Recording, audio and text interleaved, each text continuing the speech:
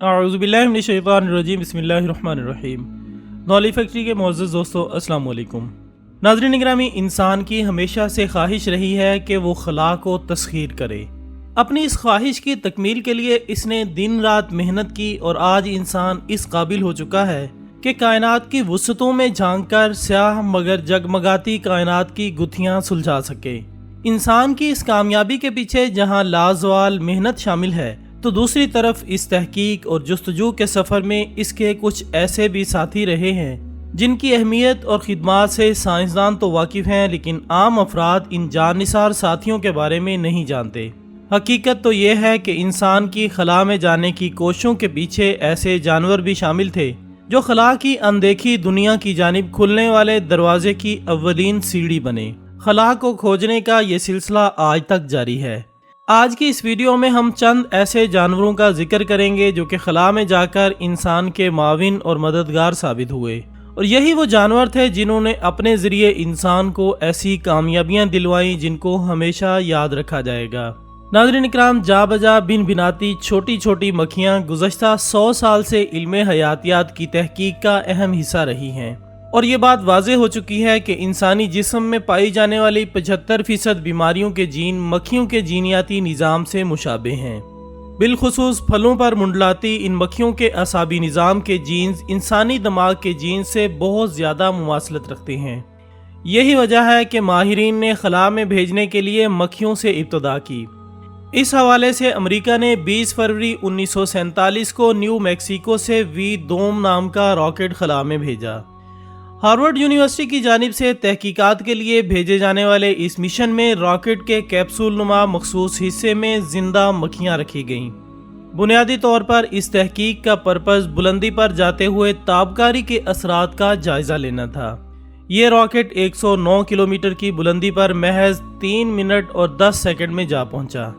حیرت انگیز طور پر جب راکٹ سے جڑا ہوا کیپسول پیراشوٹ کی مدد سے واپس زمین پر آیا تو مکھیاں زندہ پائی گئیں، اور اس طرح اس راکٹ میں بھیجی گئی مکھیاں زمین کے ماحول سے باہر بیرونی فضا کے قریب باہر جا کر زندہ واپس آنے والی پہلی جاندار قرار پائیں۔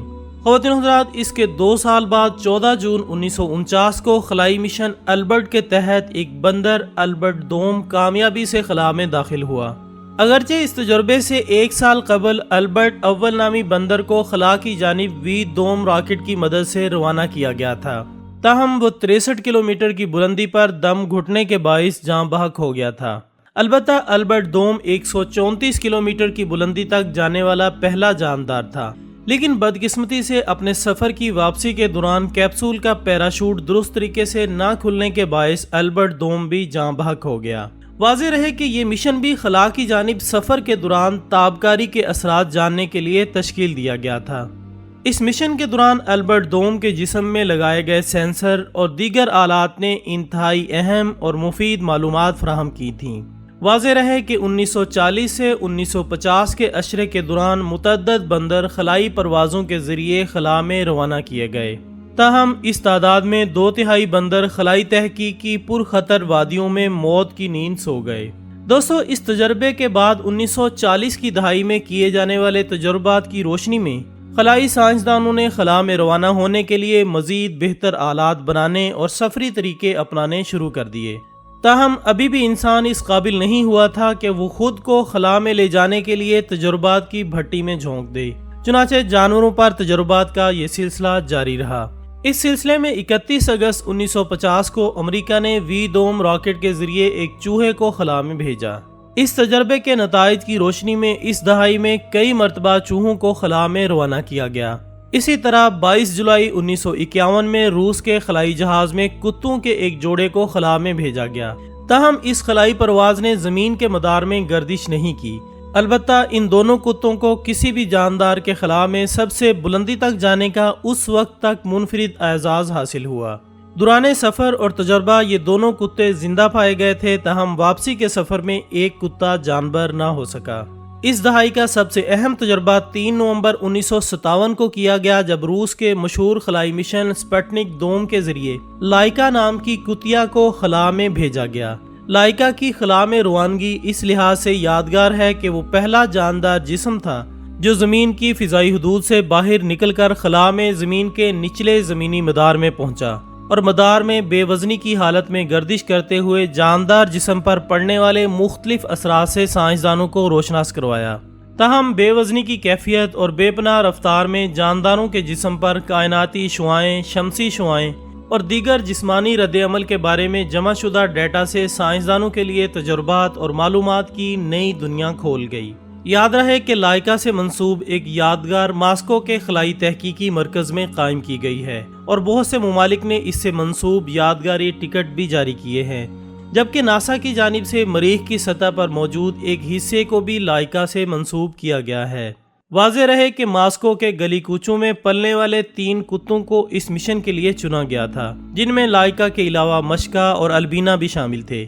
بعد ازاں دیگر خلائی مشنز پر مشکا اور البینا بھی خلائی مشن میں دوبارہ بھیجے گئے۔ ناظرین، 13 دسمبر 1958 بھی خلائی تحقیق کا ایک اہم موڑ ہے، جب امریکی ریاست فلوریڈا میں واقع خلائی مرکز کیپ کنارول سے جوپیٹر AM-13 نام کا درمیانے درجے کا بیلسٹک میزائل خلا میں روانہ کیا گیا۔ اس میزائل کی بالائی نوک میں بنے کیبن میں 25 سے 37 سینٹی میٹر طویل مختصر جسامت کا ایک بندر بھیجا گیا، جس کا نام گولڈو تھا، اور یہ بندر دوران سفر حرارت کی شدت کے باعث جانبر نہ ہو سکا۔ تاہم اپنی موت سے قبل ٹیلی میٹری ڈیٹا سے پتہ چلا کہ سفر کے دوران اس نے نہ صرف 10 درجے تک ثقلی کشش کو برداشت کیا، بلکہ وہ 8 منٹ تک بے وزنی کی کیفیت میں بھی زندہ رہا، اور اپنے واپسی کے سفر میں اس نے 10,000 میل فی گھنٹہ کی رفتار کو اپنے جسم پر برداشت کیا۔ اس دوران اس کے جسم پر زمین کی نسبت 40 درجے ثقلی کشش کا دباؤ بھی تھا۔ اس تجربے کے تناظر میں جوپیٹر سلسلے کا دوسرا میزائل AM-18 28 مئی 1959 کو فلوریڈا سے روانہ کیا گیا۔ اس بار مشن کے مسافر 2 مادہ بندر تھے۔ یہ دونوں بندر خلائی راکٹ کی ابتدائی نوک میں بنے کیبن میں بٹھائے گئے تھے۔ ان دونوں نے 579 کلومیٹر کی بلندی تک فضا میں سفر کیا۔ اس دوران ان کے جسم پر زمین کی نسبت 38 گنا زائد ثقلی کشش کا دباؤ رہا، اور وہ 9 منٹ تک بے وزنی کی کیفیت میں رہے، جبکہ اپنی 16 منٹ کی پرواز میں 10,000 میل فی گھنٹہ کی رفتار تک جا پہنچے۔ اس تجربے کا سب سے اہم پہلو یہ ہے کہ تمام تر ناقابل برداشت حالات کے باوجود یہ دونوں مادہ بندر کرۂ ارض پر زندہ پہنچے، جو کہ اپنی نوعیت کا ایک اولین واقعہ تھا۔ اگرچہ ان میں سے ایک بندریا چند دن بعد بیماری کے ہاتھوں مر گئی، تاہم دوسری بندریا اس واقعے کے تقریباً 27 سال بعد 29 نومبر 1984 کو طبی موت مری۔ اس واقعے کے فوراً بعد جولائی 1959 کو ہی روس نے اپنے 2R مشن کو فضا میں روانہ کیا، جس نے 212 کلومیٹر بلندی تک فضا میں سفر کیا۔ اس سفر میں اس کے مسافر 2 کتے اور مارفیوز نام کا ایک خرگوش تھا۔ مارفیوزا فضا میں سفر کرنے والا پہلا خرگوش تھا۔ واضح رہے کہ 4400 پاؤنڈ وزن کا حامل یہ خلائی مشن اس وقت تک کا وزن کے لحاظ سے سب سے بھاری بھرکم مشن تھا، جس کے مسافر بھی بحفاظت زمین پر پہنچے۔ اس تجربے کے بعد 29 نومبر 1959 کو جوپیٹر خلائی مشن کے AM-30 خلائی پرواز پر 2 مینڈک اور 12 عدد چوہے روانہ کیے گئے، تاہم بدقسمتی سے یہ راکٹ فضا میں ہی پھٹ کر تباہ ہو گیا۔ ناظرین، ان تمام واقعات کے بعد خلائی سفر اور تجربات کی دنیا میں 1960 کی دہائی نہایت اہمیت کی حامل ہے۔ اس دہائی کے ابتدا میں ہی 12 اپریل 1961 کو سوویت یونین کا خلا باز یوری گاگرین وہ پہلا انسان قرار پایا جو کہ خلا میں گیا۔ اس نے پہلی مرتبہ خلا کے گرد زمین کے مدار کا چکر مکمل کیا، اور اس کے بعد بھی مختلف سائنسدانوں کی جانب سے جانوروں کو بھیجنے کا یہ سلسلہ جاری رہا۔ لیکن ان واقعات کی کامیابی کے بعد انسانوں کا رخ بھی آسمان کی بلندیوں کی جانب ہو گیا، اور آج بہت سے ایسے نام موجود ہیں جو کہ خلا کا چکر لگا چکے ہیں۔ تو دوستو، یہ تھی ہماری آج کی دلچسپ ویڈیو۔ ہم امید کرتے ہیں کہ آپ کو یہ ویڈیو ضرور پسند آئی ہوگی۔ انشاءاللہ بہت جلد دوبارہ ملاقات ہوگی ایک اور اچھی سی ویڈیو کے ساتھ۔ تب تک اپنا، دوستوں، رشتہ داروں اور گردنواح کے تمام لوگوں کا بہت خیال رکھیے گا۔ اللہ حافظ۔